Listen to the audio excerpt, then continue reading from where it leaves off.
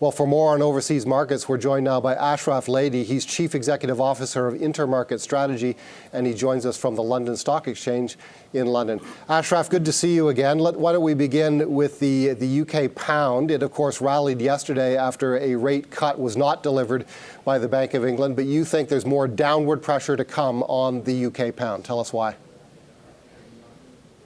Yes, Paul. The current account deficit is around 5%, over 5% of the GDP. The budget deficit, which people don't talk about, is around 4% of GDP. That makes the twin deficit around 9% of GDP. The last time we saw a currency with a twin deficit that much was the US dollar in 2003 and 2004, and the US dollar went on to lose around 25%.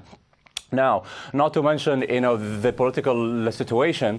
Yes, everything is fine. Theresa May has been appointed as a prime minister, but the potential for the internal dissent is quite big. And even though the market, 70% of the market was wrong in expecting a rate cut yesterday, and they didn't get it, I think that Haldane, the chief economist of the Bank of England, who is a member of the voting committee, today said there is a material chance, there is a likelihood for a material easing in August. They're not necessarily talking about a rate cut, Paul, but talking about further a stimulus, kind of a la QE. And on the technical charts, they do show that the British pound is likely going to go down towards 127 against the US dollar.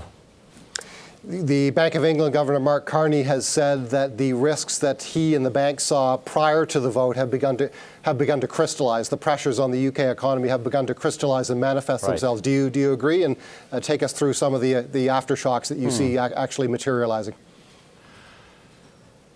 Paul, it's a bit tough. This reminds me of the September 11 attacks in the United States in 2001, when after the September 11 attacks, people were attributing that to the U.S. entering a recession. But in fact, the U.S. had entered recession in March of that year. The question is the protracted slowdown in real estate and the PMI and the manufacturing and in the services in the UK has been definitely taking hold over the last 5-6 months. Is that really a temporary sign ahead of the Brexit, and now that we have, or ahead of the referendum? The surveys showing that people who are expecting their house to go down in price more than up is the worst since 2008, and so on and so forth. You could say that there's just a temporary knee-jerk reaction ahead of the referendum, but now that the Brexit is taking hold, this is this is the game on here. I do think that there is a very, very good chance that we could see a recession towards the bottom of the Q4 in the UK, Paul. Ashraf, it's John O'Connell.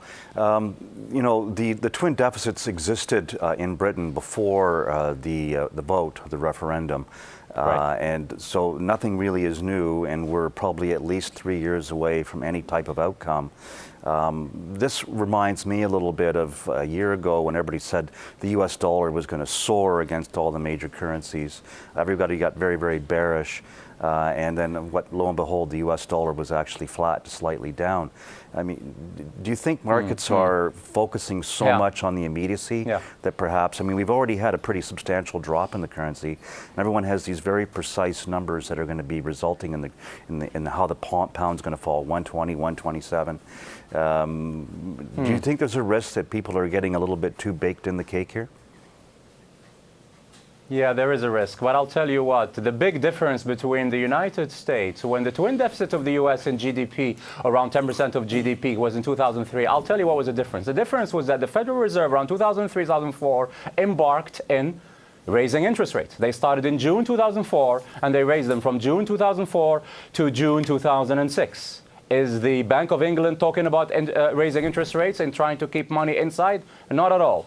Are interest rates at 1%? Not at all. Are they at 0.5%? Yes. Is there a chance they're going to go down to 0. So you get the picture. So the interest rate side is not helping. The expectation for QE is not helping. The other big difference with the United States, with the US dollar, is that there was no there was none of the political uncertainty that there is right now with the US, with the UK. And we could go on. And the UK is mainly dependent upon foreign capital flows, chasing real estate and so on and so forth, than was in the case in the United States, where the foreigners were chasing industry, not just homes in Mayfair or the East Side or in Beverly Hills. Always good to talk to you, Ashraf. Thank you very much. That's Ashraf Lady. He's Chief Executive Officer of Intermarket Strategy. He joined us from the London Stock Exchange in London.